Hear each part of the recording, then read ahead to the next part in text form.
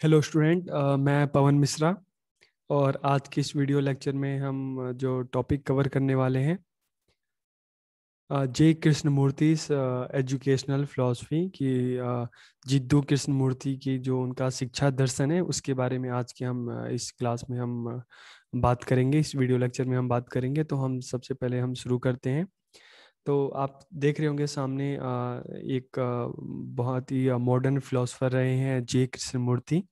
और इनका एजुकेशन को लेकर क्या कहना था कि education is not only learning. Education सिर्फ लर्निंग नहीं है, सिर्फ अधिगम नहीं है from books, memorising some facts, but also learning how to look, how to listen to what the books are saying, whether they are saying something true और false. तो इनसे हमें, इस लाइन से ही हमें जिद्दू कृष्णमूर्ति की जो उनकी फिलॉसफी है, एजुकेशनल फिलॉसफी, उसके बारे में पता चल रहा है कि इनका मानना था कि education is not only learning from books. Education का मतलब सिर्फ बुक से सीखना नहीं है, बुक से रट्टा लगाना नहीं है, बुक से लर्न करना नहीं है। मेमोराइजिंग सम फैक्ट्स, बुक से पढ़ना और बुक से कुछ चीज़ों को याद कर लेना लर्निंग नहीं है। बट ऑल्सो लर्निंग, लर्निंग क्या है? हाउ टू लुक, किस तरह से देखा जाए। How to listen to what the books are saying, कि बुक्स में कहा क्या जा रहा है, बुक्स किस विषय पे है, बुक्स में जो राइटर, जो लेखक है, वो कहने की क्या कोशिश कर रहा है, उसको समझना।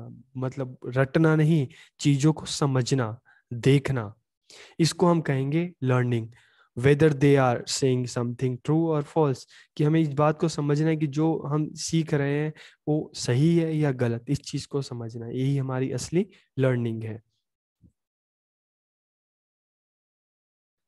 तो Jiddu Krishnamurthy, born in May 12th 1895 at Madanpalle, a small town in Andhra Pradesh, is one among the 8 children of a traditional Hindu family। कि उनका जन्म 12 मई 1895 को मदनपल्ले, आंध्र प्रदेश के एक छोटे से शहर में एक पारंपरिक हिंदू परिवार में हुआ था। और आठ उनके फैमिली में उनके मम्मी पापा के टोटल 8 संतानें थी, जिसमें से वो एक थे। और अपने मम्मी पापा की 8वीं संतान थे अपने माता पिता की, तो इसलिए उनका नाम कृष्ण रखा गया। ही कुड नॉट रिमेम्बर एनीथिंग, बचपन में उनको जब स्कूल जाते थे, पढ़ते थे, उनको कोई भी चीज़ याद नहीं रहती थी। He could not remembering anything. His teacher use to call him a child with retard. उनको बचपन में कोई भी चीज़ याद नहीं रख पाते थे, तो इसलिए उनके अध्यापक उनको मंदबुद्धि वाला बालक समझते थे। He had no interest in formal education, और वो इस क्लासरूम के अंदर, जैसे हमने टैगोर जी की बात की थी कि क्लास के अंदर बड़ा बंधा बंधा महसूस करते थे, तो उनकी औपचारिक शिक्षा में किसी तरह की कोई रुचि नहीं थी। He was more interested in clouds, birds and tree then books, कि उनका क्लाउड्स में, बर्ड्स में, ट्री, इन चीज़ों में ज़्यादा इंटरेस्ट था, ना कि बुक्स में। कि पुस्तकों की अपेक्षा उनकी रुचि बादलों में थी, पक्षियों में थी, वृक्षों में ज़्यादा उनकी रुचि थी। At the age of 14, he actively involved in the functioning of Theosophical Society at Adyar, Chennai. कि 14 वर्ष की आयु में जब उनका स्कूल में मन लगता नहीं था, उनको चीज़ें याद नहीं होती थी, तो 14 वर्ष की आयु में वे चेन्नई के अडयार में थियोसॉफिकल सोसाइटी के कामकाज में सक्रिय हो गए। Theosophical organisation gave him the title of word teacher.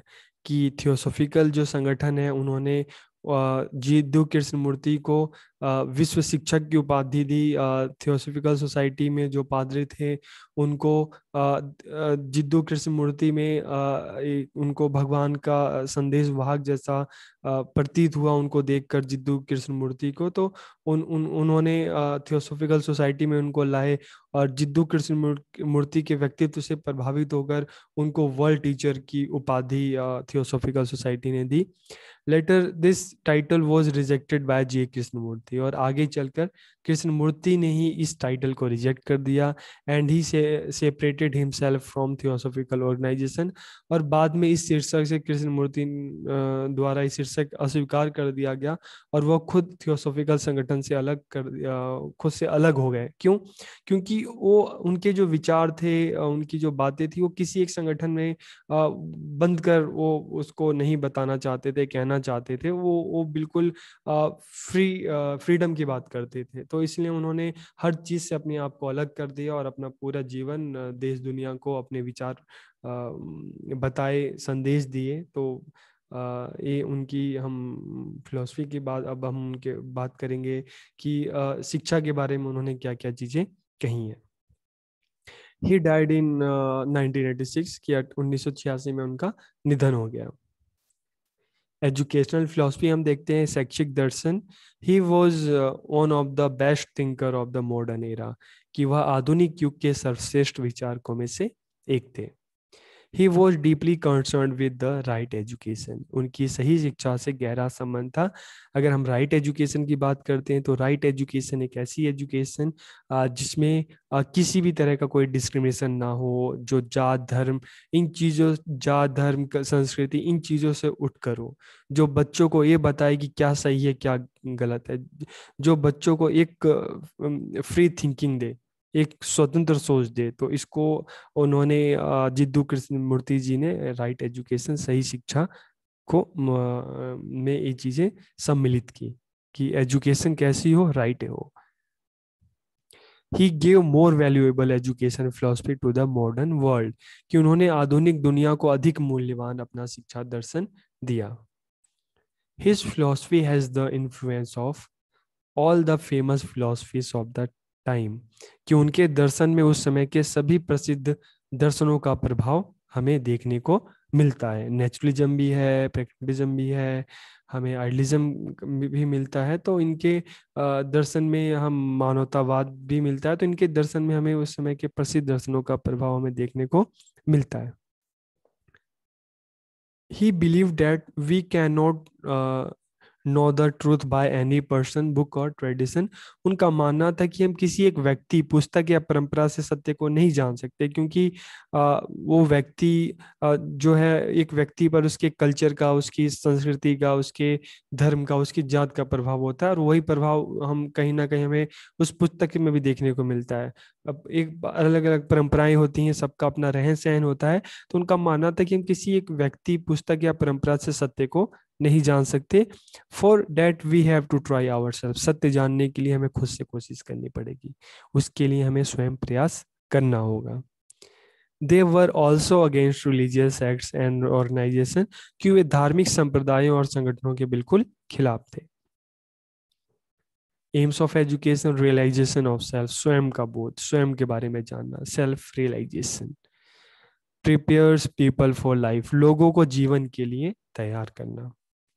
To develop free and fearless people, स्वतंत्र और निर्भीक लोगों का विकास करना, जो बंधन में ना बंधे हो, जिनकी सोच बिल्कुल स्वतंत्र हो, फ्री माइंड से सोचें, सही गलत के बारे में बता सके। साइकोलॉजिकल रिवॉल्यूशन, मनोवैज्ञानिक क्रांति, की अगर हमें अपने बच्चों के बारे में जानना है, समझना है, तो हमें मनोविज्ञान का ज्ञान होना बहुत जरूरी है, ताकि बच्चों को शिक्षक समझ सके, जान सके, उनको अच्छे से पढ़ा सके उनके काबिलियत के अनुसार।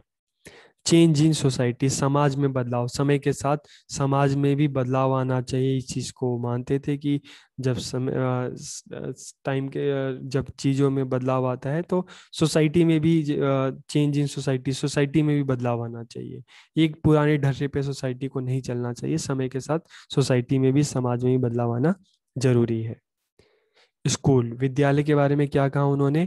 School environment must be free from fear, कि विद्यालय का माहौल बिल्कुल भययुक्त होना चाहिए, किसी भी तरह का वहाँ पे डर नहीं होना चाहिए, ना बच्चों को डराया जाना चाहिए। तो इससे हमें समझ में आ रहा है कि उन्होंने स्ट्रिक्ट डिसिप्लिन के बिल्कुल ही अगेंस्ट थे।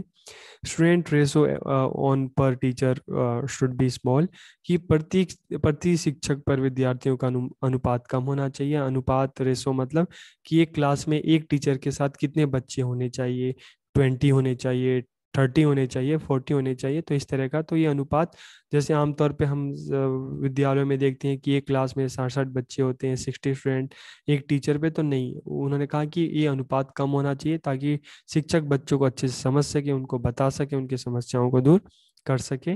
School environment must be free from comparison and competition, कि विद्यालय का माहौल तुलना और प्रतिस्पर्धा से मुक्त होना चाहिए, क्योंकि तुलना और प्रतिस्पर्धा बच्चों के मन में एक नेगेटिव फीलिंग लाते हैं, एक नकारात्मक भावना लाते हैं। तो इसलिए school environment must be free from comparison and competition, की विद्यालय का माहौल तुलना और प्रतिस्पर्धा से मुक्त होना चाहिए। School should be aware from social evils, की विद्यालय सामाजिक कुरीतियों से दूर होना चाहिए। सामाजिक बुराइयों का विद्यालय पे, चाहे जात धर्म जो भी हम देखते हैं, इसका विद्यालय पे कोई प्रभाव नहीं होना चाहिए। कोऑपरेटिव एनवायरनमेंट, की स्कूल का जो विद्यालय का एनवायरनमेंट हो, सरकारी वातावरण हो, कोऑपरेटिव एनवायरनमेंट हो, सब साथ मिलकर काम करें।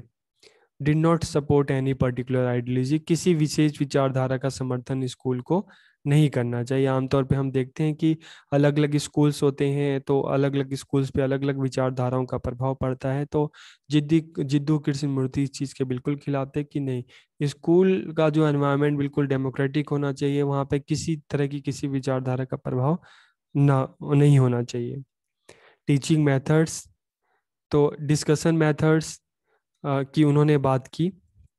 दो चीज़ों पे उन्होंने ज़्यादा फोकस किया, एक डिस्कशन मेथड, और सेकंड जो, तो टीचिंग मेथड्स में हम बात कर रहे हैं कि टीचिंग मेथड, शिक्षण विधियाँ, तो इन्होंने इसमें ज़्यादातर उनकी जितने भी जगह जगह गए, उन्होंने दुनिया भर में लोग अपने लेक्चर दिए, तो ज़्यादातर उन्होंने किस पे फोकस किया, डिस्कशन मेथड और क्वेश्चन आंसर मेथड, विचार विमर्श विधि और प्रश्नोत्तर विधि। तो उनका मानना था कि ये दोनों विधियां बहुत ही उपयुक्त हैं, जिसके माध्यम से हम अपनी बात, हम आपस में चीज़ों पर विचार विमर्श करके एक निष्कर्ष पर पहुंच सकते हैं।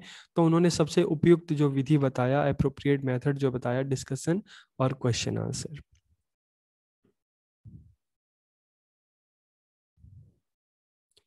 रोल ऑफ टीचर, शिक्षक की भूमिका, the teacher should always remain a learner, कि अध्यापक को हमेशा एक विद्यार्थी बने रहना चाहिए। Able to understand the observe student, कि वह अपने विद्यार्थियों को देखने और समझने में सक्षम हो। He was not in favor of the teacher's training as doing so would cause him to suffer from a particular perception, कि वह अध्यापक के प्रशिक्षण के पक्ष में नहीं थे, क्योंकि ऐसा करने से वह किसी विशेष धारणा से ग्रस्त हो जाएगा। तो वो साइकोलॉजी के ज्ञान, मनोविज्ञान के ज्ञान, साइकोलॉजी को पढ़ाने के पक्ष में तो थे ताकि बच्चों को समझ सके, लेकिन वो पर्टिकुलर किसी ट्रेनिंग के पक्ष में नहीं थे, क्योंकि उनका मानना था कि अगर हम पर्टिकुलर जो भी ट्रेनिंग होती है, कुछ दायरे होते हैं, कुछ नियम होते हैं, अगर शिक्षक को इस तरह की ट्रेनिंग दी गई तो वो उन दायरों में और उस नियमों में बन जाएगा, उससे ऊपर उठकर कुछ भी नहीं सोच सकता। तो इसलिए वो ट्रेनिंग के खिलाफ थे।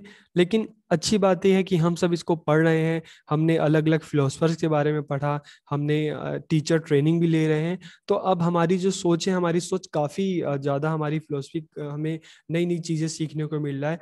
हम जो हमारी 2 साल की ट्रेनिंग होगी, हम स्कूल में जाएंगे, वहाँ से तो काफ़ी कुछ हमें सीखेंगे, क्या करना चाहिए, किन रूल्स को फॉलो करना है, किन को नहीं। और जिद्दू कृष्णमूर्ति, महात्मा गांधी, टैगोर जी, प्लेटो, ये जो अलग अलग फिलोसफर्स को पढ़कर हमें एक हम कह सकते हैं कि दृष्टि मिलेगी, एक और नई सोच मिलेगी, और हम ये खुद से डिसाइड कर सकते हैं कि जो हमारी ट्रेनिंग है, ट्रेनिंग के साथ साथ और हम कुछ नया इनोवेटिव क्या कर सकते हैं। तो इसलिए फिलोसफर्स भी हमें पढ़ाए जाते हैं कि सिर्फ ट्रेनिंग तक हमें नहीं लिमिट अपने आप को रोकना है, हमें उससे ऊपर भी सोचकर बच्चों के लिए हम उससे ज़्यादा कुछ इनोवेटिव कर सकते हैं। इसलिए फिलोसफर्स के बारे में हमें बताया जाता है, पढ़ाया जाता है। Student education should be child centred, की शिक्षा बाल केंद्रित होनी चाहिए।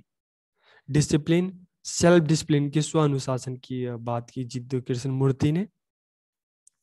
वैसे वो किसी भी तरह के अनुशासन के बिल्कुल खिलाफ थे, लेकिन अगर ओवरऑल हम देखें तो बच्चे को खुद से अनुशासन में रहना, बच्चा खुद सीखेगा। तो सेल्फ डिसिप्लिन की बात हमें आती है समझ में, कि सेल्फ डिसिप्लिन की बात करते थे। कंट्रीब्यूशन इन एजुकेशन, शिक्षा में योगदान, he was a great scholar, philosopher and an original genuine thinker. वह एक महान विद्वान, दार्शनिक और एक मौलिक वास्तविक विचारक थे। He was unhappy with the present system of education. वह शिक्षा की वर्तमान प्रणालियों से बिल्कुल ही नाखुश थे। Education should be such that it provides inner peace and Joy, कि शिक्षा ऐसी हो जो आंतरिक शांति और आनंद प्रदान करे। Education in an environment of love and harmony, प्रेम भाव मेल जोल के वातावरण में ही बच्चों को शिक्षा दी जाए, ना कि सख्त वातावरण में। Freedom is necessary for the process of learning, सीखने की प्रक्रिया में स्वतंत्रता का बहुत बड़ा योगदान है। बच्चों को स्वतंत्रता उनको देनी चाहिए ताकि बच्चा स्वतंत्र रूप से सोच सके, समझ सके, कर सके। Not comparing student to each other, विद्यार्थियों की एक दूसरे से तुलना बिल्कुल नहीं करनी चाहिए। हर किसी में अपनी एक प्रतिभा होती है, तो हमें सबकी एक दूसरे से तुलना करना उचित नहीं है। Complete development of the child, बालक का संपूर्ण विकास, फिजिकल, मेंटल, सोशल, कल्चर, तो बालक का संपूर्ण विकास। एजुकेशन फॉर ह्यूमैनिटी, मानवता के लिए शिक्षा। Emphasis on discussion and question answer method की, जैसे हमने बात की कि विचार विमर्श विधि और प्रश्नोत्तर विधि पर उन्होंने जोर डाला कि इनके माध्यम से बच्चों को सिखाया जाए, बताया जाए। तो आज के इस वीडियो लेक्चर में हमने जिद्दू कृष्णमूर्ति के एजुकेशनल फिलॉसफी के बारे में बात की।